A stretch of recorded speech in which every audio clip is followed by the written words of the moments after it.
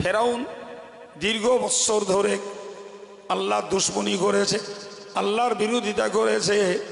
ওই ফেরাউন নবী মুসা তার কাছে দ্বীনের দাওয়াত নিয়ে গেছেন। ওই ফেরাউন বলেছে, মুসা তুমি কাফের, মুসা তুমি কাফের। কাফের মানে অস্বীকারী, অর্থাৎ তোমাকে আমার পরিবারে আমি সেবা দিয়েছি আর আমি খোদা হয়েছি, নাউজুবিল্লাহ, অথচ তুমি আমাকে খোদা বলে মানছো না, অতএব তুমি কাফের। নাউজুবিল্লাহ বলেন। যে ফেরাউন ফতোয়া দিচ্ছে মুসা নবীকে যে মুসা নবী কাফের। কোরআন বলছে, কোরআন বলেছে ফিনা ওয়ালিদাউ ওয়ালা বিস্তাফিনা মিন উমরিকা সিনিন, ফিনা ওয়ালিদাউ ওয়ালা বিস্তাফিনা মিন উমরিকা সিনিন, তুমি আমাদের মাঝে শিশুকালে কাটিয়েছো এবং একটা লম্বা সময় তুমি আমাদের ভিতরে সময় কাটিয়েছো। অফালতা ফালাতাকাল্লাতি ফালতা ওয়া আনতা মিনাল কাফিরিন, এখন তুমি যে কাজটা করছো তাতে প্রমাণ হচ্ছে তুমি একজন কাফের। সবাই মিলে বলুন নাউজুবিল্লাহ। আল্লাহর কোরআন বলেছে অনুফিকা ফিস সূর, আল্লাহর কোরআন বলেছে যখন ইসরাফিল আলাইহিস সালামকে আল্লাহ হুকুম করবেন, সিংহায় ফুৎকার করবেন, ওই সময় দেখতে পাওয়া যাবে সমস্ত কবরের মুর্দাগুলো কবর থেকে উঠে তারা দ্রুত ধাবিত হবে। উঠে মুর্দাগুলো বলবে, ইয়া ওয়াইলানা মান বাআসানা মিন মারকাদিনা হাযা, মারকাদিনা, হায় আফসোস, আমরা শুয়েছিলাম, ঘুমিয়েছিলাম, আমাদের এই শোয়ার জায়গা থেকে, ঘুমন্তর জায়গা থেকে তুলল কে? আমরা তো ভালোই শুয়েছিলাম, তুলল কে আমাদের? তখন আবার নিজেরাই বলা বলি করবে, হাযা মা ওয়াদার রহমান, এই যে আমাদেরকে তোলা হয়েছে, জাগানো হয়েছে, ওঠানো হয়েছে, এটাই ছিল আল্লাহর ওয়াদা। বাজওয়া দিয়া কমলি ওয়ালি নে पी पी के पियाले कौसर के लौटेंगे मजाजी भर भर के इन्ना अअतैना कल कौसर फरमा दिया कमली ओले को ला इलाहा इल्लल्लाह ला इलाहा इल्लल्लाह ला इलाहा इल्लल्लाह मुहम्मदुर रसूलुल्लाह अल्लाहुम्मा सल्लि अला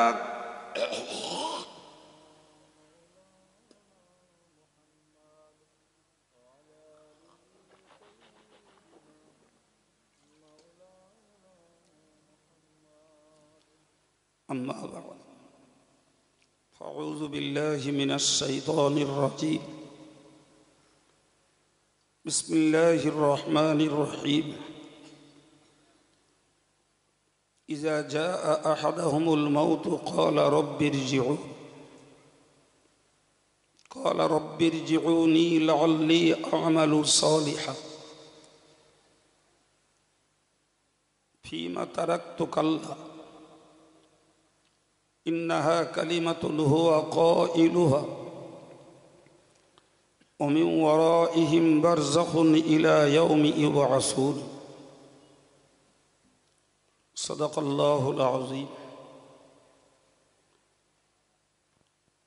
स्नेहभाजन सम्मानित मस्जिदेर इमाम साहेब, सम्मानित सुधी श्रोता मंडली, शुक्रिया अल्लाह पाकेर दरबारे जिनी दिन आलोचनार ए मजलिसे बसार मतन तौफिक दिए भाई बोली आलহামদুলিল্লাহ। तत्सह प्रिय रसूल सल्लल्लाहु आलैहि वसल्लमेर प्रति जानाई असंख्य दरूद ओ सालाम। समावेत कण्ठे सकलेई आरो एकबार बोली सल्लल्लाहु आलैहि वसल्लम। सम्मानित भाईरा, মসজিদের আজান হয়েছে।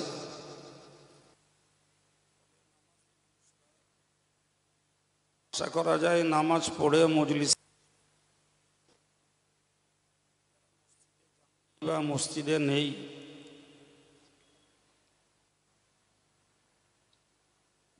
তাদের কাছে অনুরোধ করব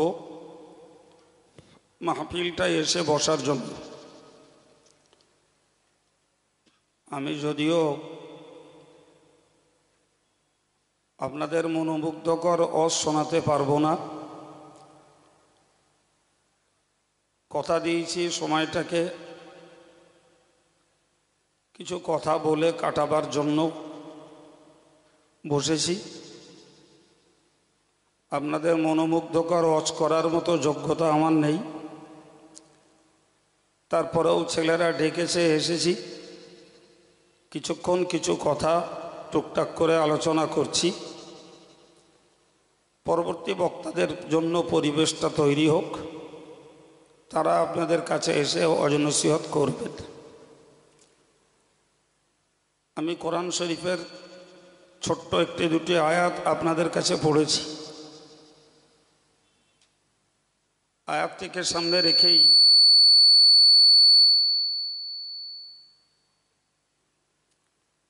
আলোচনা শুরু করছি। ভাই, দেশে ওয়াজ নসিহত প্রচুর পরিমাণে হচ্ছে।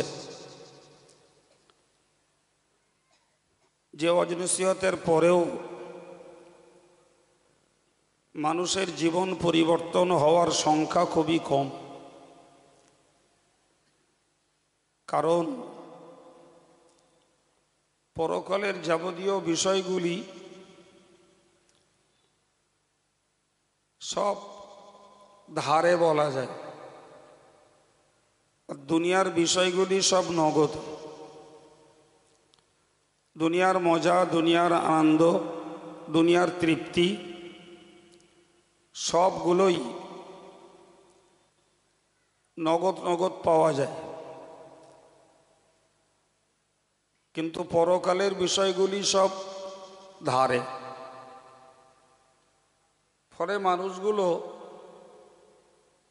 নগদটা পেতে চায়, ধারের প্রতি মানুষের বিশ্বাস কম। একজন যদি নামাজ না পড়ে তো সে ভাবে আমার সময় বেঁচে গেছে, কষ্ট কম হয়েছে। একজন যদি রোজা রাখে তার কষ্ট হয়, ক্ষুধার জ্বালা তৃষ্ণার কষ্ট ভোগ করতে হয়, কিন্তু রোজা না রাখলে তার ক্ষুধা তৃষ্ণার কষ্ট ভোগ করতে হয় না। এই যে টাটকা লাভ, জাকাত দিলে পয়সা খরচ হয়, জাকাত না দিলে পয়সা বেঁচে যায়। নাউজুবিল্লাহ, গান শুনলে মনে আনন্দ লাগে, যারা গান ভক্ত তারা বলে গানে জ্ঞান আছে, কিন্তু কোরআন হাদিস শুনলে সওয়াব হয়, যা হাতে নাতে পাওয়া যায় না। এই জন্য আমি বললাম যে পরকালের বিষয়গুলি সব ধারে। নামাজ পড়লে সওয়াব হবে, রোজা রাখলে সওয়াব হবে, দান করলে সওয়াব হবে, কিংবা নেকির কাজ করলে জাহান্নাম থেকে বাঁচা যাবে। নেকির কাজ করলে জান্নাতে যাওয়া যাবে, পাপের কাজ করলে জাহান্নামে যেতে হবে। এ জাতীয় সমস্ত বিষয়গুলি সব ধারে, কিন্তু দুনিয়ার বিষয়গুলি সব নগদ। যে কারণে মানুষ এই ধার বিষয়ের প্রতি বিশ্বাসী কম। নগদ যেটা পায় তার প্রতি মানুষ আস্থাশীল বেশি হয়। যেজন্য আমি গোড়ায় বলেছি যে দেশে এত ওয়াজ নসিহত হচ্ছে, তারপরেও মানুষের ভিতরে পরিবর্তনের সংখ্যা এই জন্যই কম। তো যাই হোক, মানুষ ততক্ষণ পর্যন্ত তাদের জীবনের পরিবর্তনমুখী হবে না যতক্ষণ পর্যন্ত কোনো বিপদে না পড়ে, যতক্ষণ পর্যন্ত আজরাইলের সম্মুখীন না হয়, ততক্ষণ পর্যন্ত মানুষ তার নিজস্ব ইচ্ছা মতন জীবনযাপন করে, যা মন চায় তাই করে, আর যা বলতে ইচ্ছা হয় তাই বলে, যে পোশাক পরিচ্ছদ পরতে ইচ্ছা হয় তাই পরে। এক কথায় পৃথিবীর অমুসলিমরা যে নীতি, যে আদর্শ, যে চরিত্রের উপরে তারা চলে, দেখতে পাওয়া যায় আর একদল মানুষ দুনিয়ার সেই স্রোতেই তাদের চাল চলন, আচার আচরণ, পোশাক পরিচ্ছদ, ভাষা, কাজকর্ম সব সেরূপটাই করতে থাকে। তো আজকে এই সভাটি বা এই জাতীয় অনেক সভা যেগুলো কোরআন হাদিসের জ্ঞান চর্চা হয়, কোরআনের তফসির হয়, হাদিসের ব্যাখ্যা হয়, মানুষ সেগুলোকে শোনে বোঝে। তো মানুষ শোনা বোঝার পরে সেগুলো যদি বাস্তব জীবনে মানুষ কাজে লাগাতো, তাহলে তো নিশ্চিত কষ্ট করা, খরচ করা, এই পরিবেশগুলো সুন্দর হতো এবং নিজেদের জন্য উপকারে আসতো। তো মানুষ মেহনত করে, সুন্দর পরিবেশ তৈরি করে, মেহমানদারির জন্য তাবাররুকের ব্যবস্থা করে, আলেম ওলামাদের জন্য যত্ন খাতিরের ব্যবস্থা করে, কিন্তু নিজেদের ক্ষেত্রে যদি সেটাকে কার্যকর না করা হয়, তাহলে আমাদের খাটনি, মেহনত, অর্থ খরচ সবগুলো বেকার হয়ে দাঁড়ায়। কানে কত শুনতে ভালো লেগেছে, এর জন্য কোনো সওয়াব নাই। জ্ঞান কতটা লাভ করেছি আর জ্ঞানটাকে কতটা কাজে লাগাতে পেরেছি, তাতেই রয়েছে আমাদের জন্য সওয়াব। তা আমি দুটো তিনটে আয়াত আপনাদের কাছে পড়েছি, ওই আয়াতটুকুর উপরেই কিছু তফসির আপনাদেরকে শোনাচ্ছি। মনোযোগের সঙ্গে কথা কটা শুনুন, বাকি যার নসিবে যেটা আছে সে সেটাই উপভোগ করবে। কোরআন শরীফে আল্লাহ বলেছেন, একটা মানুষ যখন মুমূর্ষ পরিস্থিতিতে পৌঁছায়, মর ভাব যখন হয় এবং মরণটাকে সামনে থেকে দেখতে পায়, তখন ওই ব্যক্তিটা বলে, রব্বির জিউনি, আল্লাহ তুমি আমাকে ফেরত পাঠাও, আমাকে যৌবনকালে ফিরিয়ে দাও, কিংবা আমাকে সুস্থ জীবনের দিকে ফিরিয়ে দাও। তো আল্লাহ যেন জিজ্ঞাসা করেন যে তোমাকে ফিরিয়ে দিলে তুমি কি করবে। ওই সময়ে ওই মুমূর্ষ ব্যক্তিটা বলে, লাআল্লি আমালু সালিহান ফীমা তারাকতু, আমাকে ফিরিয়ে দিলে আমি ওই কাজগুলো করব যেগুলো আগে করিনি, যেগুলো ছেড়ে এসেছিলাম, যে কাজগুলোকে বাদ দিয়েছি সেই কাজগুলোকেই করব। এটি মানুষের অর্থাৎ মুমূর্ষ ব্যক্তিটার দাবি হয়। এর জবাবে কোরআন শরীফে আল্লাহ বলেছেন অন্য আয়াত পাকে, আওয়ালাম নুআম্মিরকুম মা ইয়াতাযাক্কারু ফীহি মান তাযাক্কারা, আল্লাহ বললেন আমি কি তোমাদেরকে বয়স দেইনি, আমি কি তোমাদেরকে সময় দেইনি, তোমরা ইচ্ছা করলে সেই বয়সে সেই সময়ে তোমরা উপদেশ গ্রহণ করতে পারতে। ওয়াজাআকুমুন নাযীর, তোমাদের কাছে গেছিল ভয় দেখানেওয়ালা মানুষ, ভীতি প্রদর্শনকারী, ভয় দেখানো মানুষগুলো তোমাদের কাছে গেছিল, অথচ তোমরা ভয়ের কথা শুনে সাবধান হওনি, আমলের কথা শুনে আমল করনি, পাপ আচরণ ত্যাগ করনি। আজকের তুমি ফেরত যেতে চাইছো, তাহলে যখন তোমাকে সময় দিয়েছিলাম যখন তোমাকে বয়স দিয়েছিলাম সেই সময় আর বয়সটাকে তুমি কেন কার্যকর করনি? ভাই, সেদিন আমাদের উত্তর দেওয়ার মতন ক্ষমতা থাকবে না। সেদিন আল্লাহর কাছে আমরা নিরুত্তর হব। আল্লাহ বলবেন তখন, ফাজুকু, তোমরা শাস্তির স্বাদ গ্রহণ করো, শাস্তি তোমরা চাখো। ফামা লিয-যালিমিনা মিন আনসার, আমি আল্লাহর প্রতি যারা অত্যাচার করেছে, যারা আমার হুকুমকে লঙ্ঘন করে আমার অবাধ্য হয়েছে এবং যারা আমার আদেশগুলোকে অমান্য করেছে, এরা জালিম, এরা অত্যাচারী। তো অত্যাচারীদের জন্য কোনো সাহায্যকারী কবরের আযাব থেকে বাঁচানোর, জাহান্নামের আযাব থেকে বাঁচানোর কেউ নেই, এই ঘোষণা কোরআনের। সুতরাং তোমরা যখন তোমাদের সময় কাজে লাগাওনি, তখন শাস্তি নেওয়া ছাড়া তোমাদের কোনো রাস্তা নাই। কোরআন শরীফে আল্লাহ বলেছেন, ওয়া ইম মিন উম্মাতিন ইল্লা খালা ফিহা নাযীর, এমন কোনো জাতি, এমন কোনো সম্প্রদায় নেই যাদের কাছে আমি আল্লাহ ভয় দেখানোর মানুষ পাঠাইনি। সবের কাছে আমি ভয় দেখানেওয়ালা মানুষ পাঠিয়েছি। এরপরে যাদের নসিব ভালো, তারা ভয়ের বার্তাগুলোকে শুনে নেক আমলের প্রতি উৎসাহিত হয়েছে, নেক কাজগুলো করেছে, পাপের কাজগুলোকে ত্যাগ করে দিয়েছে।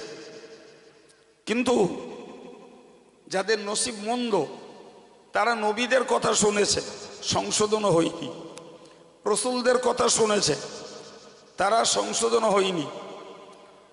এমনিভাবে ইমাম মুস্তাহিদ, পীর অলি বুজুর্গদের কথা শুনেছে, তারা সংশোধন হয়নি।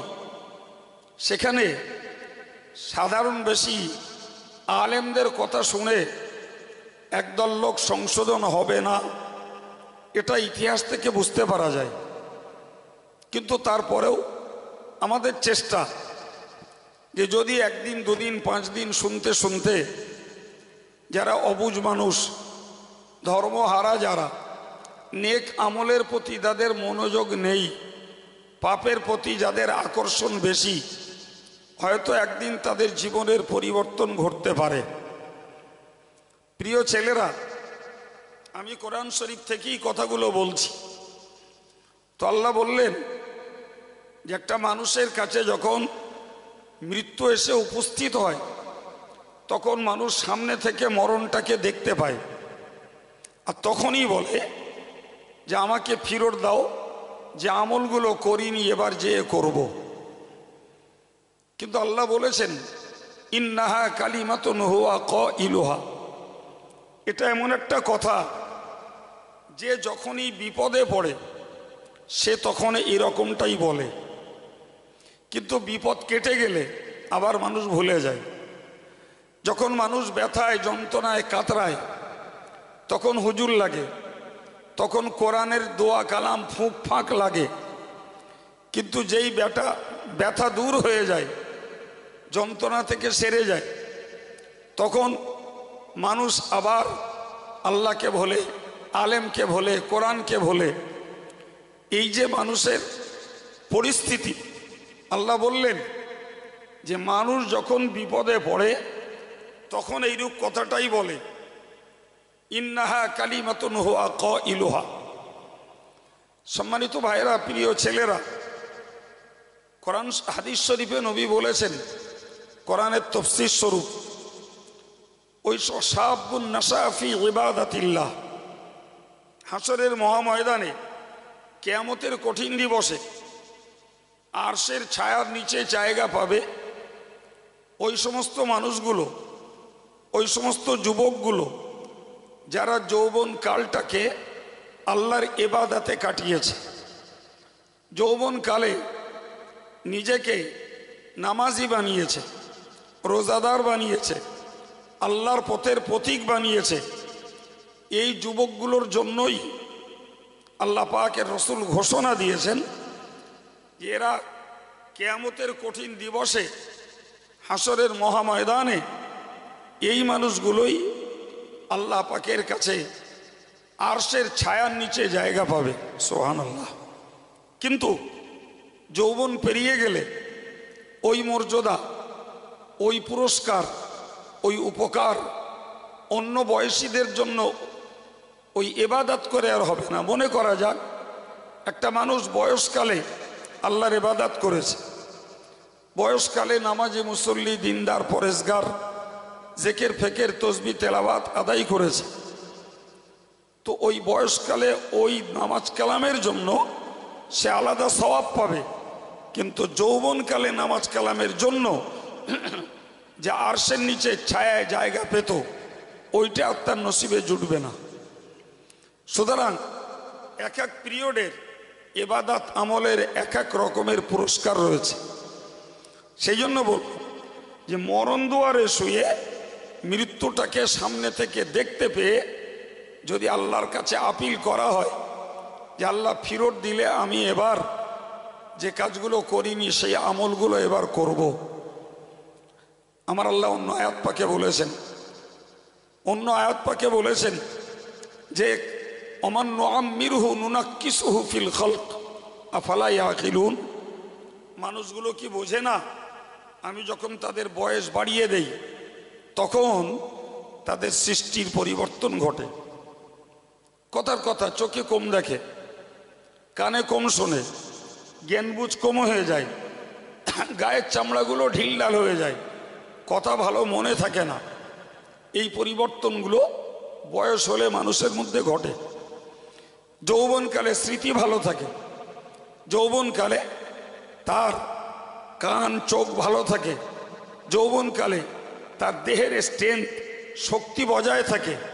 ফলে ওই বয়সে তার পক্ষে ইবাদত আমল করা যতটা সহজ এবং সম্ভব হয়।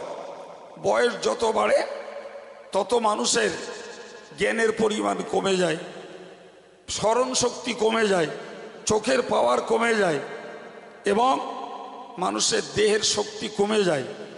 ওই পিরিয়ডে মানুষ ইবাদত আমল ঠিকঠাক করতে পারে না। এই জন্যই নবী বলেছেন যে যৌবনকালের ইবাদত করলে পরে আল্লাহ তাদেরকে আরশের ছায়ার নিচে জায়গা দেবেন। সম্মানিত ভাইরা, প্রিয় ছেলেরা, আল্লাহ বললেন যে আমি যখনই মানুষের বয়স বাড়িয়ে দেই নুনাক্কিসুহু ফিল খালকি, তার সৃষ্টির ভিতরে কিছু পরিবর্তন ঘটাই।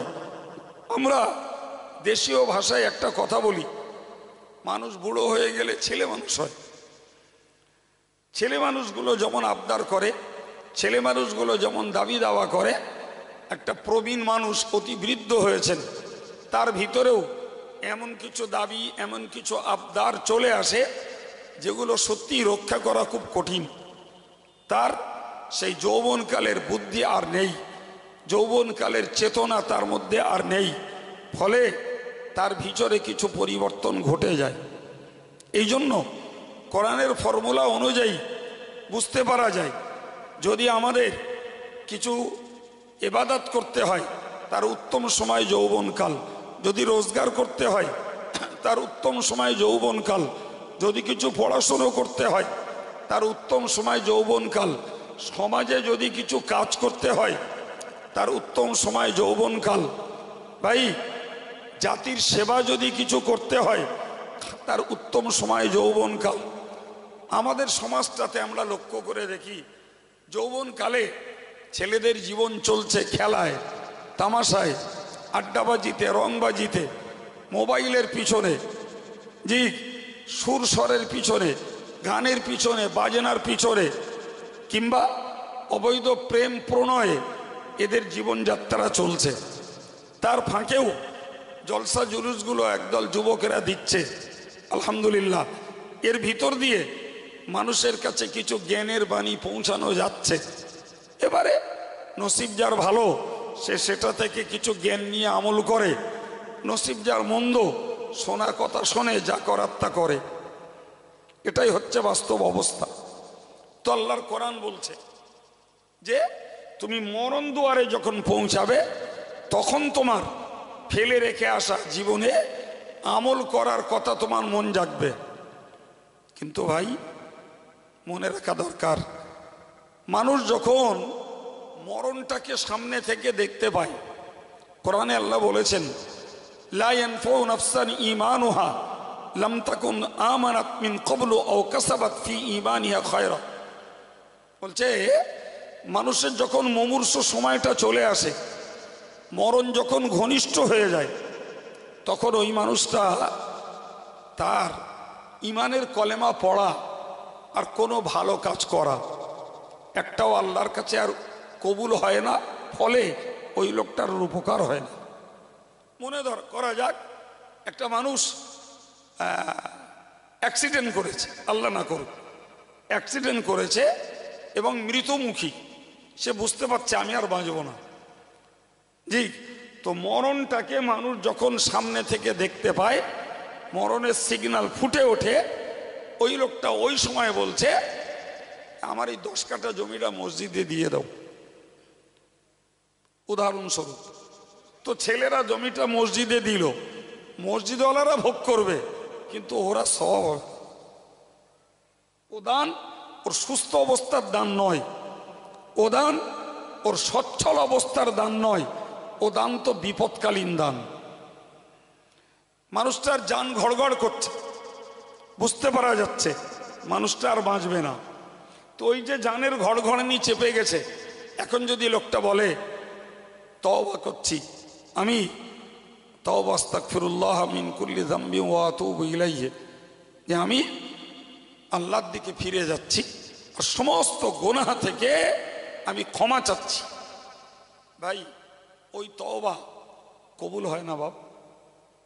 একটা সাধারণ যুক্তিতে বুঝুন, এই সিগারেটের যেখানে অ্যাড দেওয়া থাকে সেখানে লেখা থাকে cigarette smoking injurious to health.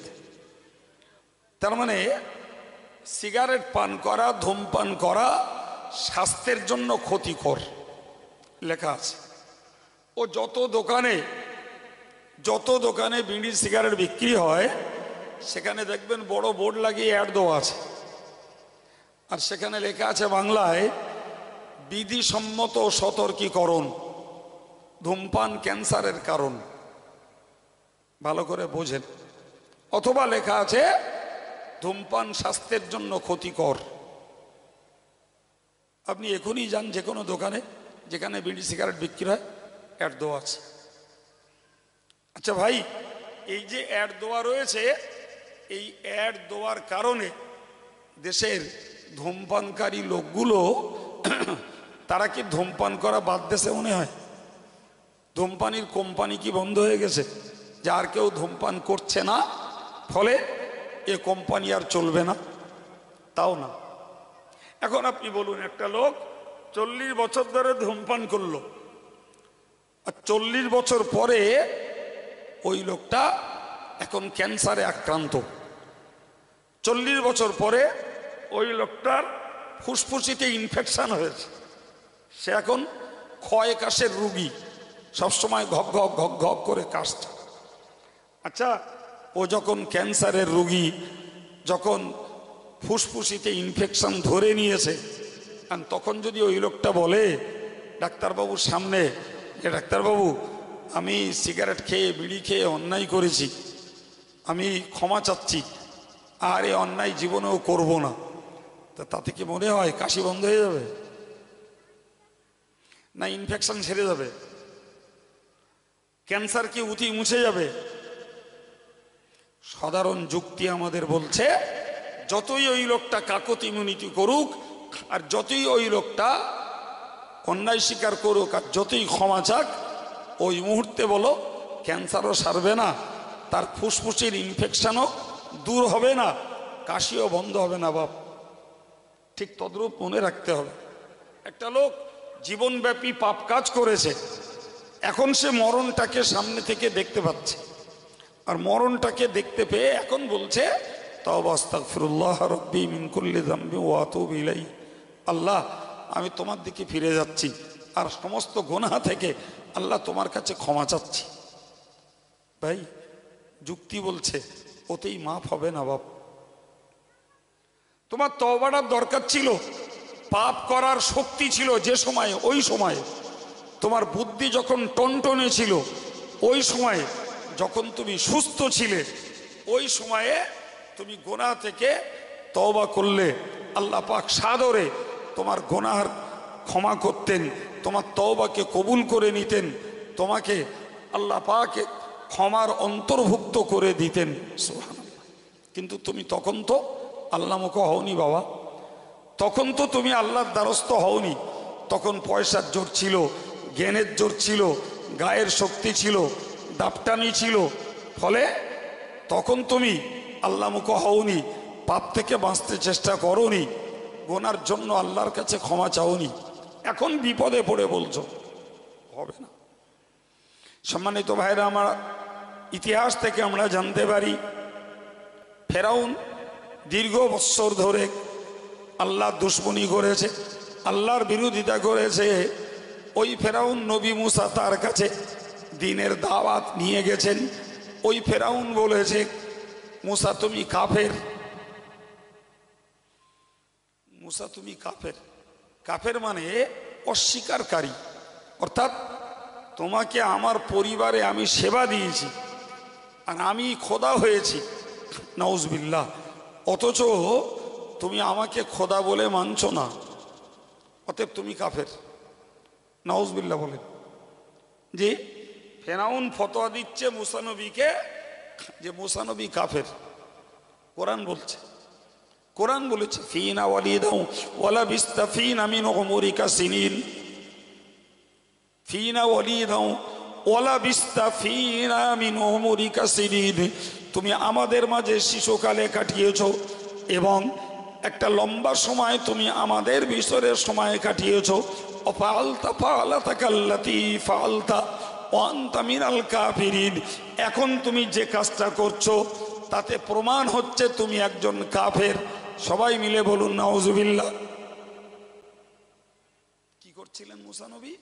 মুসা নবী প্রচার করছিলেন লা ইলাহা ইল্লাল্লাহ মুসা কালিমুল্লাহ। এটাই ছিল মুসার যুগের কলেমা, লা ইলাহা ইল্লাল্লাহ মুসা কালিমুল্লাহ। এটাই ছিল মুসা আলাইহিস সালামের যুগের কলমা। জি ভাই, এইটা ছিল মুসা নবীর প্রচার। ফেরাউন বলল, তুমি এই যে কাজটা করছো এটা কাফেরের কাজ করছো, কারণ আনা রব্বুকুমুল আলা, আমিও হলাম বড় খোদা। আমি যখন বড় খোদা, তাহলে আমাকেই তোমার খোদা বলে মেনে নেওয়া উচিত ছিল। নাউজুবিল্লাহ। ভাই, তাহলে মুসা নবী ফেরাউনকে খোদা বলে মেনে নেবে, এটার নাম শিরক, এটার নাম শিরক। আল্লাহ নবী বলেছেন লা তুশরিক বিল্লাহি ওয়া ইন কুতিলতা ওয়া হুররিকতা, লা তুশরিক বিল্লাহ, তোমরা আল্লাহর সঙ্গে শরীক করো না, আল্লাহর সঙ্গে পার্টনার বানিও না, আল্লাহর অংশীদার কেউ নেই। ওয়া ইন কুতিলতা ওয়া হুররিকতা, যদি তোমাকে হত্যা করা হয়, যদি তোমাকে আগুনে পুড়িয়ে মারাও হয়, তাও তুমি আল্লাহর সঙ্গে কাউকে অংশীদার বানিও না। ফলে মুসা নবীকে ফেরাউন মারতে যাক, তাকে ধরতে যাক, তাকে বন্দি করতে যাক, তাকে তাড়িয়ে নিয়ে যাক, জি কোনোটাতেই মুসা আলাইহিস সালাম রাজি হননি, রাজি হননি। শেষ পর্যন্ত মুসা নবীকে তাড়িয়ে নিয়ে গেল। সামনে বিরাট উত্তাল সাগর, লোহিত সাগর, লোহিত সাগর সামনে। মুসা নবী তাড়া খেয়ে তার দলের লোকদের নিয়ে চললেন। কিনারায় যখন পৌঁছে গেলেন, তখন মুসা নবীর লোকেরা মুসা নবীকে বলেছিল, ক্বালু ইয়া মুসা ইন্না লামুদরাকুন, তারা বলেছিল, ও আল্লাহর নবী মুসা, এবার তো আর কোনো উপায় নেই, আমরা তো এবার ধরা পড়ে যাব, আমরা পাকড়াও হয়ে যাব। পিছনে ফেরাউনের সেনাবাহিনী আসছে রীতিমতো অস্ত্রপাতি নিয়ে। এই অবস্থার ভিতর দিয়ে আমাদের জীবন, আমরা তো জীবনটা আত্মহতি দেওয়া ছাড়া কোনো রাস্তা নাই, সামনে পড়লেই তো পানিতে ডুবে মরণ হবে, পিছনে গেলে ফেরাউনের লোক লস্করের সামনে আমাদের মৃত্যু হবে। হযরত মুসা আলাইহিস সালাম এক কথায় বলেছিলেন জি, ইন্নামা ইয়া রব্বি সায়াহদিন, হে আমার লোকেরা, তোমরা চিন্তা করো না, তোমরা ভয় পেও না, তোমাদের কোনো টেনশন নেই, দুশ্চিন্তা তোমাদের কিচ্ছু করতে হবে না, বরং মনে রাখো আল্লাহ আমার সঙ্গে আছেন, তিনি আমাকে একটা পথ দেখিয়ে দেবেন। এই যে মরণ দুয়ারে, চরম বিপদকালীন মুখে মুসা নবীর আল্লাহর প্রতি ভরসা, এই আল্লাহর ভরসাটাই মুসা নবীকে সত্যি পথ দেখিয়ে দিল। সুবহানাল্লাহ, সত্যি পথ দেখিয়ে দিল। মুসা নবী আলাইহিস সালাম তিনি আল্লাহর পক্ষ থেকে আদেশ পেলেন, তোমার লাঠি, হাতের লাঠি সাগরে ফেলো। সাগরে পথ তৈরি হলো। সুবহানাল্লাহ, উত্তাল তরঙ্গের মাঝখান দিয়ে পানি দাঁড়িয়ে গেল, পাঁচিলের মতো পানি দাঁড়িয়ে গেল। মুসা নবী, তার দলীয় লোক ছিল 12 দলে বিভক্ত, আর 12টা রাস্তা হল, এক এক দল এক এক রাস্তা দিয়ে গেল। সুবহানাল্লাহ জি, ওপারে যখন মুসা নবীর লোকজন যখন মাঝপথে, ফেরাউনের লোকজন তখন সাগরের কিনারায়, মুসা নবীর লোকজন যখন ড্যাঙায়, ফেরাউনের লোকজন তখন মাঝপথে। ফেরাউনের ব্রেন কাজ করিনি যে লোহিত সাগর আমার দেশের সাগর, মিশরের সাগর, সেই সাগর কিভাবে শুকনো হলো, কিভাবে তার মাঝখান দিয়ে পথ হলো, এই জিনিস আমার জন্য হয়েছে না মুসার রব মুসার জন্য তৈরি করেছে, এই ভাবনার মতো ব্রেন তখন ফেরাউনের ছিল না। ফলে ফেরাউন নেমে পড়ল। মুসা নবী ওপারে উঠে গেলেন, আর ফেরাউন লোকজন নিয়ে মাঝখানে দুধারের পানি চাপটে দিল, নাকে মুখে পানি ঢুকলো। ঠিক ওই সময়ে ফেরাউন বলেছিল, আমানতু বিল্লাযী আমানাত বিহি বানু ইসরাঈল। ফেরাউন বলেছিল, আমি ঈমান আনছি ওই জাতের উপরে যার প্রতি ঈমান এনেছে বনী ইসরাঈল জাতিরা তথা মুসা নবীর লোকেরা, যার প্রতি ঈমান নিয়ে এসেছে আমিও তার প্রতি ঈমান আনলাম। ফেরাউনের কথা ঠিকই ছিল যে যার প্রতি ঈমান এনেছে মুসা নবীর লোকেরা, আমি তার প্রতি ঈমান আনলাম, কথা ঠিক ছিল। কিন্তু আল্লাহ বললেন, আল্লাহ, এই এতদিন পরে এখন ঈমান আনছো? এখন? তুমি আগে কোথায় ছিলে? ওয়াকাদ আসাইতা ক্বাবলু, ইতিপূর্বে নাফরমানি করেছ, অবাধ্য হয়েছ, আমার দুশ্মনী করে চলেছ, যে আমার বিরোধিতা করে চলেছ এবং নিজে খোদায় দাবি করেছ। এতদিন কোথায় ছিলে? ওকুনতা মিনাল মুফসিদিন, তুমি পৃথিবীটাকে বিভ্রান্তিতে, পৃথিবীটাকে অশান্তিতে, পৃথিবীটাকে তুমি ফিতনায় ভরিয়ে তুলেছ। ফলে তোমার এখন সামনে থেকে মরণ দেখার পর তোমার ঈমান আমি আল্লাহর কাছে গ্রহণযোগ্য নয়। প্রিয় ভাইরা আমার, আমি আপনাদেরকে বোঝাতে চাইছি, তাহলে ফেরাউনের ঈমান ওই মরণ সময় এনেছিল, কিন্তু আল্লাহ কবুল করেননি। আমি একটা আয়াতের তাফসীর শোনাচ্ছি আপনাদের এ পর্যন্তই, যে আল্লাহ বলেছেন, ইযা জাআ আহাদাহুমুল মাউতু ক্বালা রাব্বিরজিউন।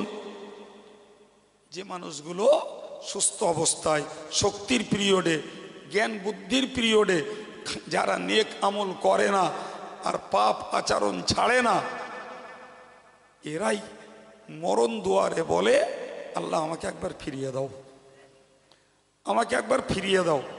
দিলে যে আমলগুলো করিনি সেই আমলগুলো এবারে যে করব।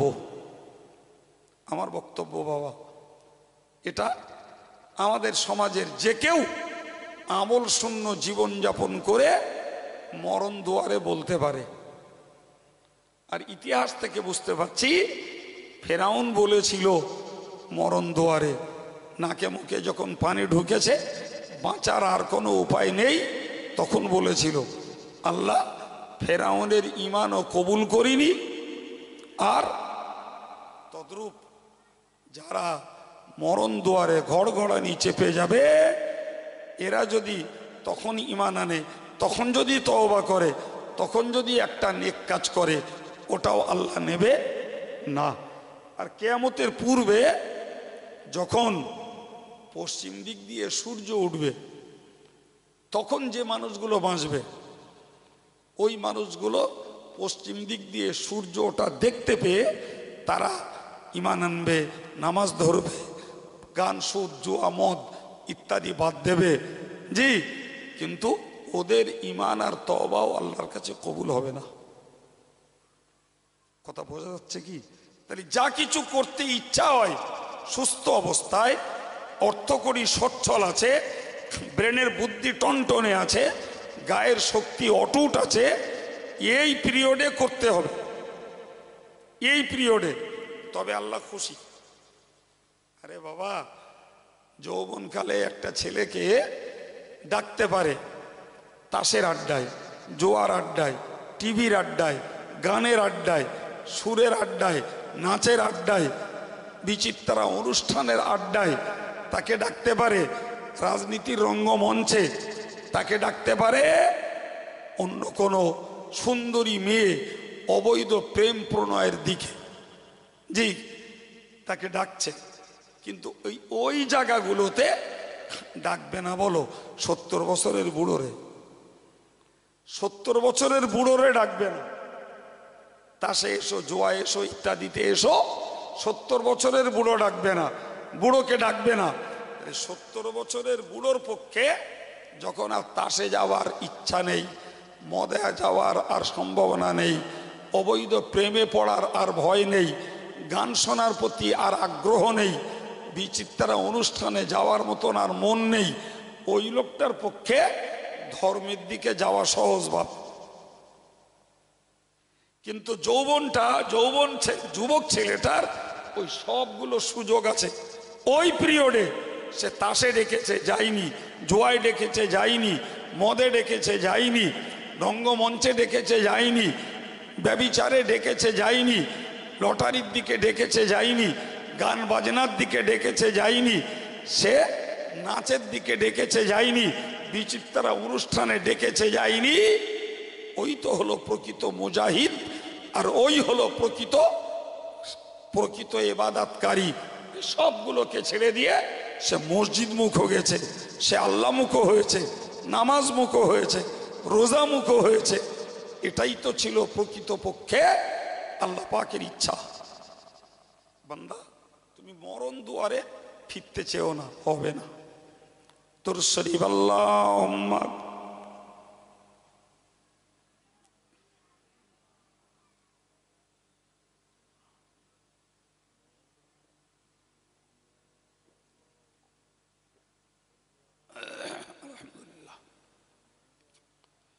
সম্মানিত ভাইরা আমার, এর পরের অংশ কোরআনে কি বলছে দেখুন। পরের অংশ কোরআনে বলছে অমিন ওয়ারাইহিম বারযাখুন ইলা ইয়াউমি ইউবআসুন। আল্লাহ বললেন, বান্দা তুমি এখন ফিরতে চাইছো কেন? সময় হয়ে গেছে তোমার। কিসের সময়?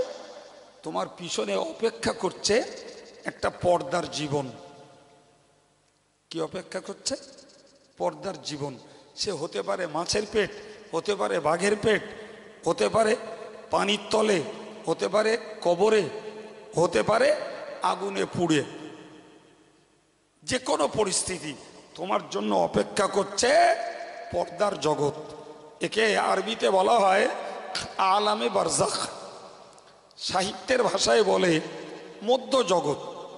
আমরা প্লেন বলি কবর জীবন, আমরা প্লেন বলি কবর জীবন। তো আল্লাহ বললেন তোমার জন্য কবর জীবন অপেক্ষা করছে, এখন তো আর ফিরতে চাইলে হবে না। অমি ওয়ারাইহিম বারযাখুন, আমার আল্লাহ পাক বললেন, ও বান্দা তুমি মনে রাখো, তুমি যে পর্যায়ে এসে পৌঁছে গেছো, এই পর্যায়ের পরে তোমার জন্য অপেক্ষা করছে পরজগৎ, তোমার জন্য অপেক্ষা করছে পর্দার জগৎ, তোমার জন্য অপেক্ষা করছে একটি অন্ধকার জগৎ।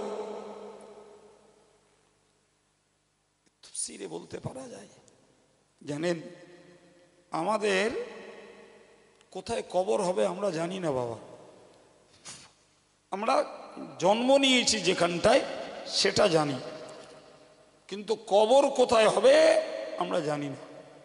কিন্তু জানেন, যার যেখানে কবর হবে সেইখানকার মাটি আমাকে আপনাকে সবাইকে চেনে। সুবহানাল্লাহ বলুন। আমি চিনি না, আমি চিনি না, সে আমার চেনে। তো ওই কবরের মাটি সেইখান থেকে চিল্লে বলে, তামশি আলা জহরি ওয়াসাতাদখুলু ফি বাতিনি। কবরের মাটি বলে যে, ও আল্লাহর বান্দা, তুমি আমার পিঠে চলছো, কিন্তু তুমি কি জানো তোমাকে খুব শিগগিরই আমার পেটের মধ্যে আসতে হবে? এটা জানো তুমি? তো আমরা তো কবরের ভাষা শুনতেও পাই না, বুঝিও না, কিন্তু কথাটা যখন নবী বলেছেন তাহলে আমাদের বিশ্বাস করতে আপত্তি না করাই উচিত। এক চান্সে এটাকে মেনে নেওয়া দরকার যে কবর এমনভাবে ডেকে বলে, তামশি আলা জহরি ওয়াসাতাদখুলু ফি বাতনি, তুমি দাপটাচ্ছ আমার পিঠের উপরে, কিন্তু তোমাকে আসতে হবে আমার পেটের মধ্যে, আমার গর্ভে। প্রিয় ভাইরা আমার, অন্য হাদিস এসছে, ওয়া ইন্নাহু লা ইউলিমু ফিল ইয়াউমি সালাসা মাররাত, প্রতিদিন কবরের মাটি 3 বার করে জানান দেয়। আমাকে বলে, আপনাকে বলে, আমার ঘরের মায়েদের বলে, মেয়েদের বলে, পীর সাহেবের বলে, হুজুর সাহেবের বলে, ইমাম সাহেবের বলে, বক্তা সাহেবের বলে, তুমি যেটা করছো ভেবে করো, আমার পরিচয়টা তুমি নিয়ে নাও। প্রথম পরিচয় হলো আমার, আনা বাইতুজ জুলমাত, আমি হলাম অন্ধকার ঘর, আমার প্রথম পরিচয়। আচ্ছা বাবু, চারদিকে দেওয়াল, উপরে বাঁশের বেড়া দিয়ে মাটি চাপা দিচ্ছি, তো ও ঘরে আর আলো ঢোকার কোনো জায়গা আছে? কোনো সুযোগ নেই বা। সুতরাং সত্যি ওটা অন্ধকার ঘর। তো কবর নিজেই বলে যে আমার ভিতরটা অন্ধকার, এটা আমার পরিচয়। দ্বিতীয়ত আবার বলে, আনা বাইতুল ওয়াহশা, আমি হিংস্র প্রাণীদের ঘর। হিংস্র প্রাণী, তাতে থাকবে বাঘ ভাল্লুক, এই জাতীয় হিংস্র প্রাণী। আর কি থাকবে আল্লাহ ভালো জানে ভাই। আর থাকবে, কবর বলে, আনা বাইতুদ দুদ, আমি হলাম কীট পতঙ্গের ঘর, আমার মধ্যে থাকবে সাপ বিছু। আচ্ছা, আমাদের যুক্তি কি বলে বাবা? সত্যি সাপ বিছু পোকামাকড় আমরা বলি, আর অন্ধকার ঘর, কবরের এই যে পরিচয়গুলো, একটাও কি যুক্তিতে মিথ্যা মনে হয় না? সবগুলোই সত্যি, সবগুলোই সত্যি। সুতরাং কবরের বক্তব্য হলো যে তোমরা আমার কাছে আসবে, সেই ভাবনা চিন্তাটা করে এসো। আমার আল্লাহ কোরআনে বললেন, তার তফসির স্বরূপ আমি হাদিস শোনালাম যে তুমি আজকে ফিরে যেতে চাইছো, কিন্তু আর ফেরার সময় নেই, তোমার এখনই তোমার পিছনে অপেক্ষা করছে পর্দার জগৎ, কবর জগৎ অপেক্ষা করছে, এবং ওই জায়গাটায় তোমাকে থাকতে হবে কিয়ামত পর্যন্ত। আল্লাহর কোরআন বলেছে, অনুফিকা ফিস সূর, আল্লাহর কোরআন বলেছে যখন ইসরাফিল আলাইহিস সালামকে আল্লাহ হুকুম করবেন, সিংহায় ফুৎকার করবেন, ওই সময় দেখতে পাওয়া যাবে সমস্ত কবরের মুর্দাগুলো কবর থেকে উঠে তারা দ্রুত ধাবিত হবে। আর উঠে মুর্দাগুলো বলবে, ইয়া ওয়াইলানা মান বাআসানা মিন মারকাদিনা হাযা, মারকাদিনা, হায় আফসোস, আমরা শুয়েছিলাম, ঘুমিয়েছিলাম, আমাদের এই শোয়ার জায়গা থেকে, ঘুমন্তর জায়গা থেকে তুলল কে? আমরা তো ভালোই শুয়েছিলাম, তুলল কে আমাদের? তখন আবার নিজেরাই বলা বলি করবে, হাযা মা ওয়াদার রহমান, এই যে আমাদেরকে তোলা হয়েছে, জাগানো হয়েছে, ওঠানো হয়েছে, এটাই ছিল আল্লাহর ওয়াদা। আমরা এই যে ওয়াজের মজলিসে বসে শুনছি, কাজে লাগিয়েইনি কি লাগিয়েছি পরের কথা, কিন্তু ওই দিন মনে উঠবে এটা আল্লাহর ওয়াদা।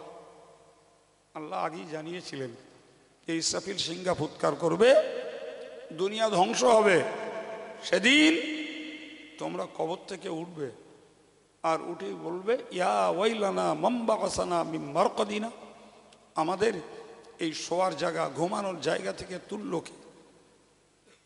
আমার আল্লাহ পরের অংশে বললেন হাযা মা ওয়াদার রহমান, এটাই তো হলো রহমানের ওয়াদা, অসাদাকাল মুরসালুন, এবং এটাই তো রসুলরা সত্যিই বলেছে। নবীগান বলেছেন যে দুনিয়া ধ্বংস হবে, কবর থেকে উঠতে হবে, তখন মনে হবে যে এটা আল্লাহর ওয়াদা আর নবী রসুলরা সত্যিই বলেছিলেন আমাদের কাছে, না আমরা মেনে নেইনি, এটা আমাদের দোষ, এটা আমাদের দোষ, আমরা মেনে নেই।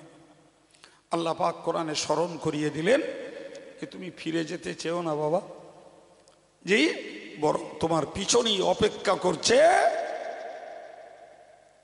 কি বলেছি, পর্দার জগৎ। কি বলেছি? পর্দার জগৎ, পিছনের জগৎ, কবর জগৎ।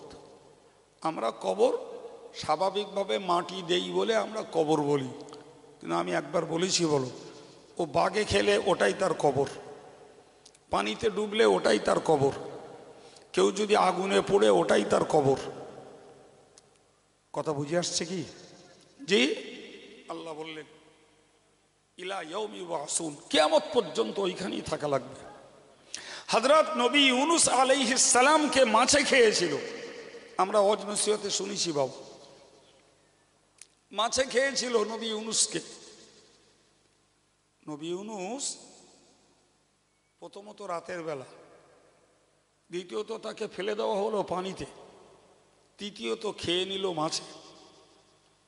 কোরআনে বলেছে ফি যুলুমাতিন সালাস, তিনটে অন্ধকারের মধ্যে নবী ইউনুস, একটা অন্ধকার রাতের, একটা অন্ধকার পানির, আর একটা অন্ধকার হলো মাছের পেটের। এই তিন অন্ধকারে আমার আল্লাহ কোরআনে বলেছেন ফালাউলা আন্নাহু কানা মিনাল মুসাব্বিহিন লালাবিসা ফি বাতনিহি ইলা ইয়াউমি ইউবআসুন। নবী ইউনুস যেই মাছের গর্ভে গেলেন, মাছ তাকে গিলে ফেলল। হযরত ইউনুস আলাইহিস সালাম মাছের পেটে তসবিহ পড়েছিলেন, একবার জোরে বলুন সুবহানাল্লাহ। মাছের পেটে তসবিহ পড়লেন, যে তসবিহ ছিল আমরা ওটা জানি বাবু, অনেকের মুখস্থ আছে, লা ইলাহা ইল্লা আনতা সুবহানাকা ইন্নী কুনতু মিনাজ জালিমিন। সবাই পড়েন না লা ইলাহা ইল্লা আনতা সুবহানাকা ইন্নী কুনতু মিনাজ জালিমিন। এটা কি বলা হয় দোয়া ইউনুস? মহা বিপদে পড়লে, কঠিন রোগে পড়লে, কোনো রকমে ডাক্তার করে সারছে না, কোনোভাবেই কোনো পরিস্থিতিতেই উন্নতি হচ্ছে না, 1,25,000 বার এই দোয়া পড়ে, দোয়া করলে কেতাবে লেখা আছে আল্লাহ পাক ওই দোয়াকে কবুল করে নেবেন এবং আল্লাহ পাক রোগ থেকে মুক্তি দান করবেন। আমরা টাকার বিনিময়ে ছুটি, a hospital say hospital, Chennai, Vellore, Madras, কোথায় না যাচ্ছি।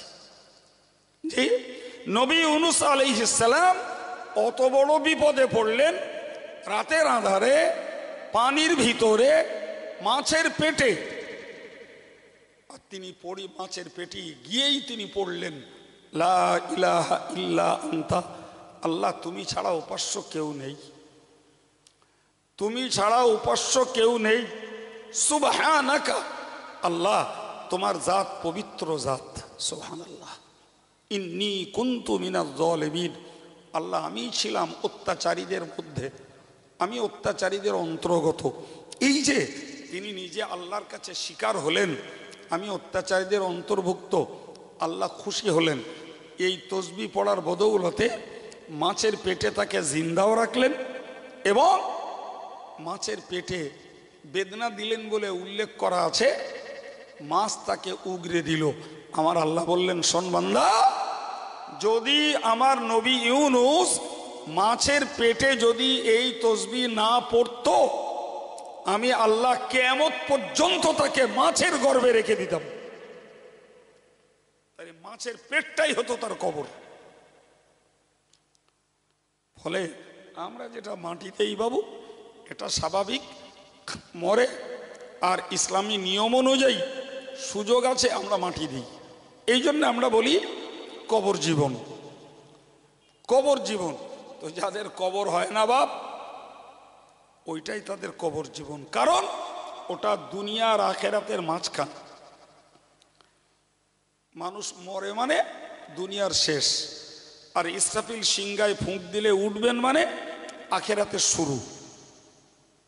আবার বলছি, মানুষ মরে মানে দুনিয়ার শেষ, আর ইসরাফিল সিংহায় ফুঁক দিলে মানুষ উঠবে, ওটা আখেরাতের শুরু। এই মাঝখানটায় যতদিন থাকতে হবে, এইটাকেই বলা হয় সাহিত্যের ভাষায় মধ্য জগৎ। আমরা যেটাকে বলি কবর জগৎ বা কবর জীবন। জি প্রিয় ভাইরা আমার, ওই জন্য আল্লাহ বলেছেন, বান্দা তুই ফিরে যেতে চাচ্ছিস যৌবনকালে, শক্তির পিরিয়ডে আমল করবি যে? না বান্দা, সুযোগ আর নাই, সুযোগ আর নাই। বরং তোর পিছনই রয়েছে তোর জন্য মধ্য জগৎ, পর্দার জগৎ। কিয়ামত পর্যন্ত ওখানে থাকতে হবে। ফাইযা নুফিখা ফিস-সূর ফালা আনসাবা বাইনাহুম। পরের ব্যাপার, পরের বিষয়ে বান্দা মনে রাখিস। ফাইযা নুফিখা ফিস-সূর, ইসরাফিল আলাইহিস সালাম যখন সিংহায় ফুঁক মারবেন, আল্লাহর নির্দেশে সিংহায় যখন ফুঁক দেওয়া হবে, ফালা আনসাবা বাইনাহুম, ওই সময়ে কোনো বংশীয় সম্পর্ক চলবে না। কোনো বংশীয় সম্পর্ক চলবে না। এ শেখ, ও সৈয়দ, ও কাজী, ও গাজী, অমুক পাঠান, অমুক মুঘল, ওরা মীর, এরা মণ্ডল, ওরা মল্লিক, ওরা সর্দার, এসব কোনো সম্পর্ক চলবে না। এই সমস্ত কোনো দোহাই, কোনো ওসিলা দিয়ে আমি আল্লাহর কাছে রেহাই হবে না। পরিষ্কার কোরআন বলে দিয়েছে। যদি রেহাই কারোর হতো ভাই, তাহলে রসুল পরিবারের সদস্য যারা, তারাই রেহাই পাওয়ার সব থেকে উপযুক্ত ছিল। অথচ আমরা হাদিস করলে দেখতে পাই, আয়াতের তফসির হিসাবে বলতে পারা যায়, রাসূলুল্লাহ তার নিজের ফুবু আর নিজের মেয়ে ফাতেমাকে ডেকে বলছিলেন, ইয়া ফাতেমা তো বিনতু মুহাম্মাদিন, হে মুহাম্মাদের কন্যা ফাতেমা, ওয়া সুফিয়া তো আম্মাতু মুহাম্মাদিন, হে মুহাম্মাদের ফুবু সুফিয়া। রাসূলুল্লাহর ফুবুর নাম সুফিয়া, আর মেয়ের নাম তো ফাতেমা, আমরা খুব জানি। তো দুজনকেই ডাকলেন, ডেকে বললেন, ইতিয়া ইয়াউমাল কিয়ামাতি বিআমালিকুমা, তোমরা কিয়ামতের দিনে তোমাদের আমলটাকে নিয়ে তোমরা আমার কাছে, তোমরা আমলটাকে নিয়ে কিয়ামতের ময়দানে হাজির হও। ফাইন্নী লা উগনি আনকুমা মিনাল্লাহি শাইয়া, আমি আল্লাহর নবী বলছি, আমি তোমাদের একজনের আব্বা বলে আর একজনের ভাইপো বলে আমি কোনো উপকার তোমাদের করতে পারবো না, কোনো উপকার করতে পারবো না। সুতরাং তোমরা আমলটা নিয়ে কিয়ামতের দিনে এসো।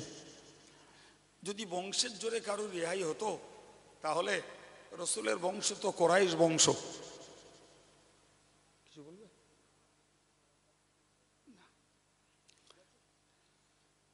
জি, রসুলের বংশ কোরাইশ বংশ, সে বংশ শ্রেষ্ঠ বংশ। আর ওই বংশের শ্রেষ্ঠ সদস্য হযরত মা ফাতেমা। তাকেও বললেন, তোমাকে আমল নিয়ে আসা লাগবে। কি নিয়ে আসা লাগবে? এবার বলেন, যদি রসুলের নিজের কলিজার টুকরি কন্যা, তাকে যদি আমল নিয়ে যেতে হয়, জি, তাহলে বিনা আমলে কিয়ামতের মাঠে ছাড় পাবে কে? আমরা শুনেছি বাবু একটা ওয়াজ, যে হযরত আম্মাজান ফাতেমাতুজ জোহরা রাদিয়াল্লাহু আনহা তিনি যখন ইন্তেকাল করেছিলেন, তিনি ওসিয়ত করেছিলেন যে আমার জানাজা যেন লোকজন ডেকে না দেওয়া হয়, আমার দাফন যেন রাতের আঁধারে দেওয়া হয়, পর্দা রক্ষা করার জন্য, আমাকে কেউ যেন না দেখে। তো সঙ্গে জানাজায় ছিলেন স্বামী আলী, দুই বেটা হাসান হোসাইন, নবী পরিবারের শ্রেষ্ঠ সদস্য, নবী পরিবারের শ্রেষ্ঠ সদস্য হযরত আবু যার, এই নবী পরিবারের খুব ঘনিষ্ঠ আত্মীয় হযরত আবু যার গেফারি রাদিয়াল্লাহু আনহু। হযরত আবু যার গেফারি কবরের কাছটায় বলেছিলেন, হে কবর, তোর কাছে রেখে যাচ্ছি রসুলের কন্যা, তোর কাছে রেখে যাচ্ছি আলীর বিবি, তোর কাছে রেখে যাচ্ছি হাসান হোসাইনের বেটা, হাসান হোসাইনের মাকে তোর কাছে রেখে যাচ্ছি খাতুনে জান্নাত ফাতেমাকে, তুই খবরদার যেন দুর্ব্যবহার করিস না। এই ছোট্ট কথা কবর তার জবাবে বলল, আমার কাছে কে কার স্ত্রী, কে কার মা, কে কার বিবি, আর কে খাতুনে জান্নাত, এ পরিচয়ের কোনো মূল্য নেই। আমার কাছে পরিচয় হলো যার নেক আমল থাকবে তার সঙ্গেই আমি কবর, আমার মাটি তার সঙ্গে সদ্ব্যবহার করব। ভাই এই ঘটনাটাকেই আমি ইনিয়ে বিনিয়ে আধ ঘন্টা ধরে গেয়ে দিতে পারি, কিন্তু ও তো আমার স্বভাবের বাইরে, যার জন্য 3 মিনিটে বলে দিলাম। জি, কথাটি অনেকে বলে, আমি বলি না, আজকের প্রসঙ্গক্রমে বলে ফেললাম, তবে আমি শুনে বলি নাই। জি, প্রমাণিত হোক আর অপ্রমাণিত হোক, একটা বইতে লেখা আছে, সেই বইটাকে পড়েই বললাম আমার বক্তব্য। কেউ পড়ে বলুন আর কেউ না পড়েই বলুন, আমরা যারা শুনছি তাদের ভিতরে এই ভয়, এই ভাবনা, এই চিন্তাটা তো আসতে হবে, তাহলে তো ওটা শুনলে লাভ। যেখানে ফাতেমার এত পরিচয় পরিচিতি থাকা সত্ত্বেও কবরের মাটি কোনো পরিচয়ে তার সঙ্গে সদ্ব্যবহার করিনি বাবু, তাহলে আমরা কোথায় টেক খাবো? কোথায়? এই কথাগুলো যদি আমরা বুঝি, তাহলে কেউ কারোর জন্য না, নিজের জন্যই একটা ভালো পথ, একটা নাজাতের পথ, নিজের জন্যই আল্লাহর কাছে রেহাই পাওয়ার একটা রাস্তা আমরা নিজেরা খুঁজে নিতে পারি। আর যদি নিজে না বুঝি, জি, তো কে আমাকে বুঝিয়ে দেবে? কি বলতেছিলাম?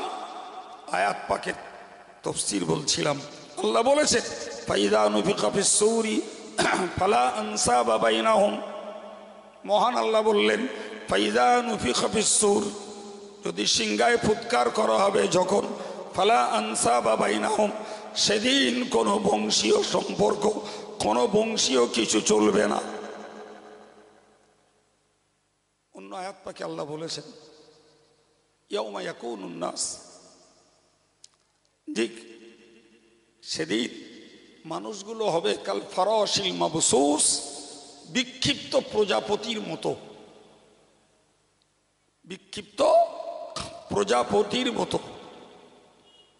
ভাই কোরআনে আল্লাহ বলেছেন, যেদিন সিংহা ফুৎকার হবে, ওয়াতাকুনুস সামাউ কাল মুহলি ওয়াতাকুনুল জিবালু কালি,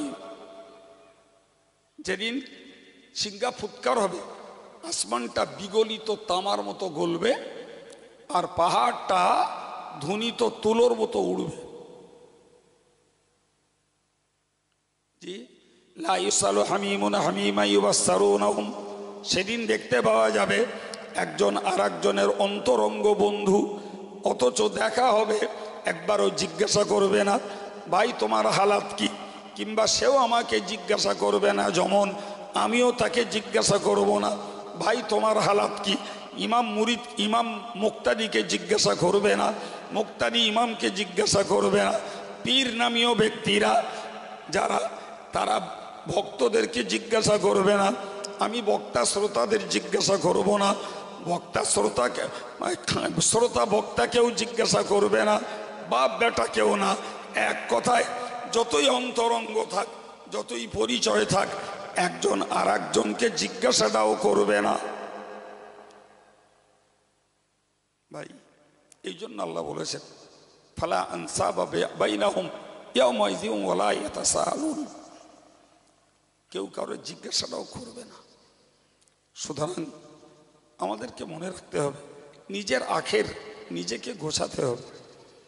নিজের আখের, দুনিয়ার ৬০-৭০ বছর এ তো সব রকমের মানুষের চলে যাচ্ছে বাবা, শিক্ষিত মূর্খ, ধনী গরিব, সাদা কালো, জি, সাধারণ মানুষ আর হুজুর আর বক্তা আর পীর সাহেব আর পীরজাদা, মৌলানা আর মুফতি, ডাক্তার আর মাস্টার, সবার চলে যাচ্ছে বলো দুনিয়া। কারুর ভালো খেয়ে ভালো পরে লাইফ স্টাইল বাড়িয়ে, কারুর মন্দ খেয়ে মন্দ পরে, নিম্নমানের খাবার খেয়ে নিম্নমানের পোশাক পরে চলছে সবার বাপ। যে কিন্তু এখানে তো আটকাবার কিচ্ছু নাই। আটকাবার পালা তো শুরু মাটির উপরের থেকে নিচে গেলেই। মাটির উপর ভাগ থেকে ভিতর ভাগে গেলেই পালা শুরু। প্রিয় ভাইরা আমার, ওইখানটার ভাবনা আল্লাহ বললেন মান মাতা ফাকাদ কামাত কিয়ামাতুহু, যে লোকটা মরল ওর কিয়ামত শুরু হয়ে গেল। কথাটা খুব ভয়ঙ্কর, যে মরল তার কিয়ামত শুরু।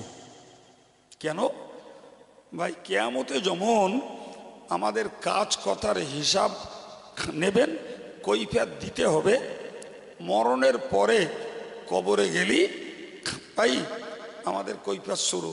তোমার রবকে, তোমার নবীকে, তোমার ধর্মটা কি ইত্যাদি প্রশ্নগুলো কবরে শুরু। যদিও আমি দুঃখজনকভাবে বলছি, আজকের এক শ্রেণীর বক্তারা, আলেমরা এই কথাটাকেও অবিশ্বাস করছে যে কবরে ওসব কিচ্ছু হবে না। একটা মন্তব্য ছুড়ে দিলুম যেখানকে বাদে, কবরে ওসব কিচ্ছু হবে না। আর আমরা সেই বাল্যবেলা থেকে শুনে আসছি মুনকার নাকিরের সওয়াল হবে। এ বাবা শুনিনি আমরা? মুনকার নাকিরের সওয়াল কবরে হবে, এ আমরা বাল্যবেলা থেকে শুনে আসছি বাপ। এখন একদল কেউ বলছে যে কবরে সওয়াল হবে না। আমরা আরবি বুঝেছি পরে, আর আমার সাধারণ ভাইরা আজও আরবি বুঝিনি, জি। কিন্তু বসিরহাট হুজুরির বাংলা বইটা আমরা বুঝেছিলাম, কিচ্ছু না, নামাজ শিক্ষাটা। তা তো মুনকার নাকিরের সওয়াল জবাব আছে না? জি আছে। তা আমরা আরবি নাই বুঝিনি, তো বসিরহাট হুজুরের মতো একজন বিদগ্ধ আলেম, এত বড় আধ্যাত্মিক জগতের আল্লাহর ওলি, জি, অত বড় মুহাদ্দিস, অত বড় ফকিহ, মুফতি, তিনি লিখেছেন যেখানে, সেখানে আমাদের অবিশ্বাস করার কোনো জায়গা আছে? এখন যদি কেউ মতভেদ করে আর কেউ যদি বলে যে না কবরে ওসব হবে না, ভাই তার কথা তার জায়গায়, তার কথা তার জায়গায়। কবর থেকেই মানুষের পরীক্ষা, কিয়ামত শুরু। আল্লাহ বললেন ফামান সাকুলাত মাওয়াজিনুহু ফাউলাইকা হুমুল মুফলিহুন। ওগো বান্দা, তোমরা মনে রাখো কিয়ামতের ময়দানে কবর থেকে যখন তোমরা উঠবে তখন মনে রেখে দাও, নেকির পাল্লা যদি ভারী হয়, নেক আমলের পাল্লাটা যদি ভারী হয়, ফাউলাইকা হুমুল মুফলিহুন, তারাই হলো সফল কাম, তারাই হলো বিজয়ী, তারাই পাবে প্রকৃত আনন্দ। জোরে বলুন। তো আমরা কি করেছি, কতটা ওজন হয়েছে সেটা, পাপের তুলনায় নেকিটা বেশি কি বেশি নয় আমরা কিচ্ছু জানি না, বল সব আন্দাজে করছি। নাকি ওজন টোজন হচ্ছে? কিচ্ছু হয় না। ওজন আল্লাহ কিয়ামতে দেবেন। অনাদাউল মাওয়াজিনাল কিসত লিয়াউমিল কিয়ামতি, আমার আল্লাহ বললেন আমি কিয়ামতের দিনে পাল্লা খাড়া করব। কিয়ামতের দিনে আমরা আমাদের দেশের ভাষায় যদি বুঝি, আল্লাহ দাঁড়ি পাল্লা খাড়া করবেন, আর ওই দাঁড়ি পাল্লার গুণ হলো ন্যায় ওজন করা, ইনসাফের সঙ্গে ওজন করা। একবার বলুন সুবহানাল্লাহ। আল্লাহ যে পাল্লা খাড়া করবেন সে পাল্লা ইনসাফের পাল্লা, ন্যায়ের পাল্লা, সঠিক ওজনের পাল্লা। আল্লাহ বললেন মাওয়াজিন আল কিসত লিয়াউমিল কিয়ামা ফালা তুযলামু নাফসুন শাইআ।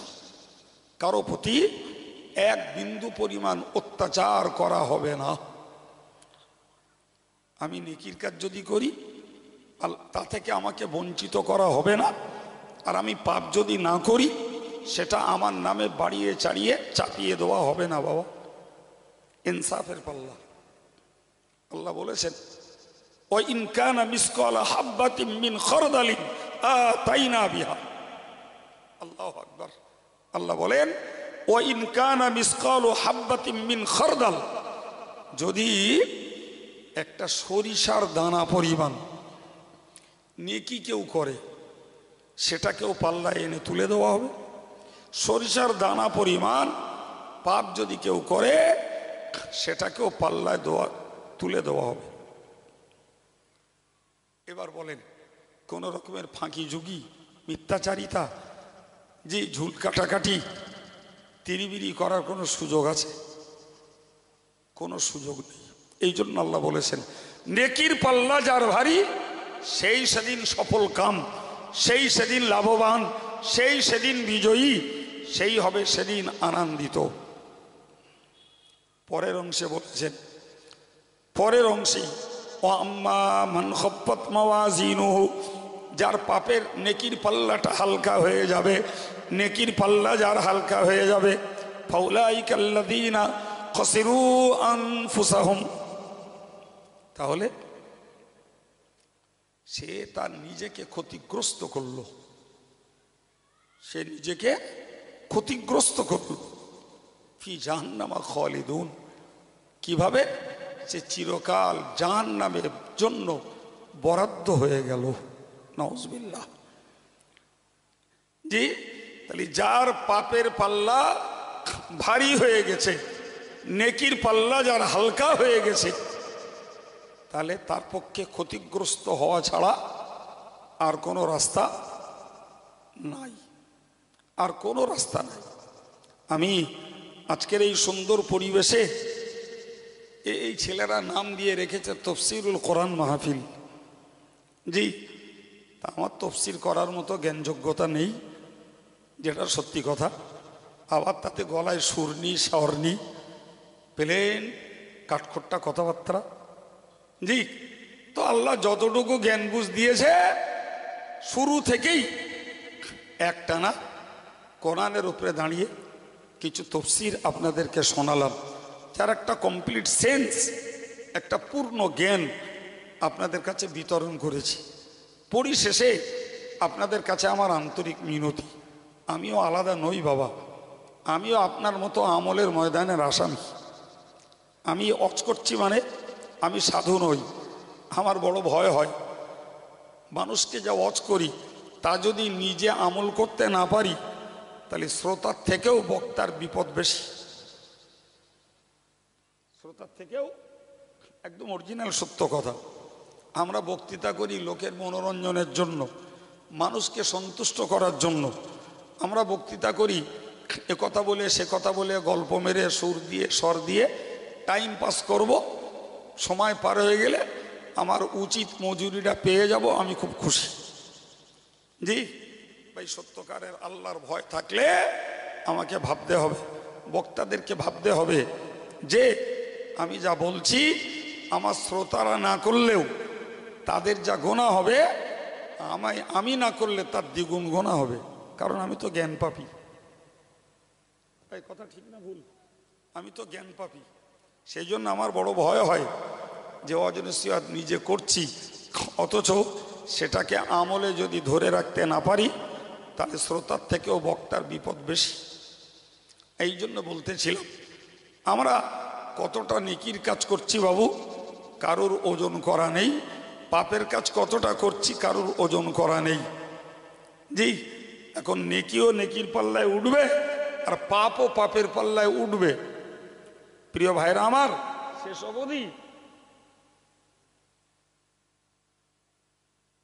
অবধি কোনটা যে ভেরে যাবে আল্লাহ ভালো জানে। ঠিক না ভুল? জি। অতএব বুদ্ধিমানের কাজ হলো দৈনিক জীবনে আমাদের একটু তওবা করা। করলে কি হবে? এই পাপের বোঝাটা কমে যাবে। সুবহানাল্লাহ বলে। পাপ যখন কমলো তখন স্বাভাবিকভাবে নেকিটা বেড়ে যাবে। এটাই পদ্ধতি। পাপ কমেছে মানে নেকি বাড়বে। তাহলে নেকির ক্ষেত্রে ফরজ, ওয়াজিব, সুন্নত, এগুলো নফল, এগুলো আদায় করে যেতে হবে। আর পাপের ক্ষেত্রে সুদ, গান, মদ, মিথ্যাচারিতা, জুয়া, লটারি, এগুলো থেকে বাঁচতে হবে। এরপরেও যে কিছু খুচরো পাপ আমাদের হয় না, এ কথা বলা যাবে না বাবু। জি, এই জন্য তওবা করতে হবে। যদি আল্লাহ মেহেরবান আমাদের তওবাকে কবুল করেন আর গোনাগুলোকে যদি মাফ করে দেন, তাহলে একটা পাল্লা হালকা মানে আর একটা পাল্লা ভারী। দরুদ শরীফ। আল্লাহ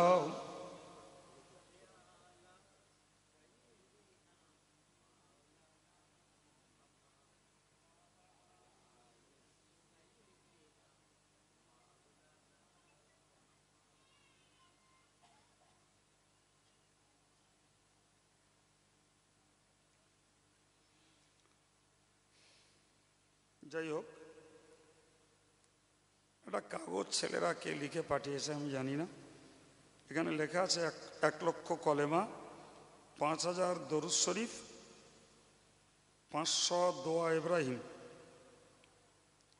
দোয়া ইব্রাহিম বলে কি বলতে চেয়েছে আমি জানি না, হয়তো হতে পারে দরুদে ইব্রাহিম, তো সে লিখেছে দোয়া ইব্রাহিম। যাই হোক, আর 10 পারা কোরআন শরীফ, এইগুলো পড়াশুনো করেছে,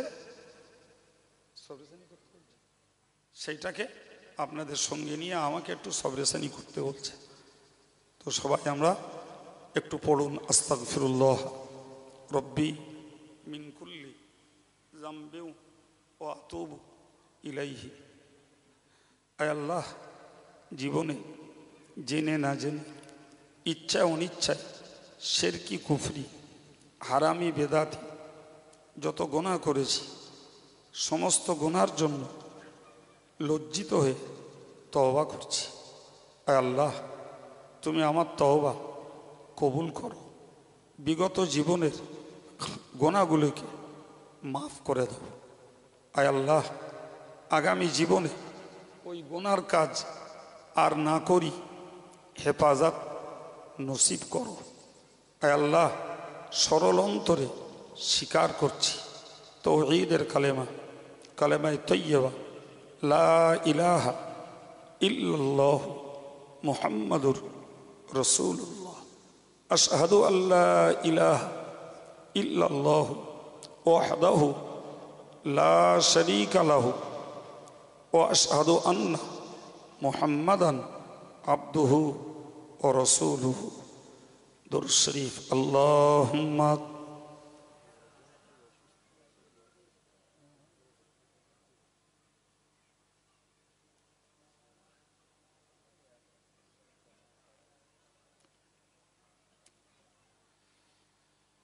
اللهم آمين. الحمد لله رب العالمين، والصلاة والسلام على سيد المرسلين وعلى آله وصحابه أجمعين. মেহেরবান আল্লাহ, আমরা তোমার গুনাহগার বান্দা বান্দি। আল্লাহ, গুনার দায় তোমার কাছে স্বীকার করে তওবা করলাম। আল্লাহ, তুমি আমাদের জবানের তওবাকে অন্তরের তওবায় পরিণত করে দাও। এই জীবনে আল্লাহ ওই গুনার কাজে আর জড়িয়ে না পড়ি, তৌফিক তুমি নসিব করে দাও। এ আল্লাহ, আজকের খরচপাতির আয়োজিত এই সুন্দর মজলিসটাকে তুমি কবুল করে নাও। আল্লাহ, আল্লাহ আমাদের জীবনের ইবাদত আমালগুলোকে কবুল করো।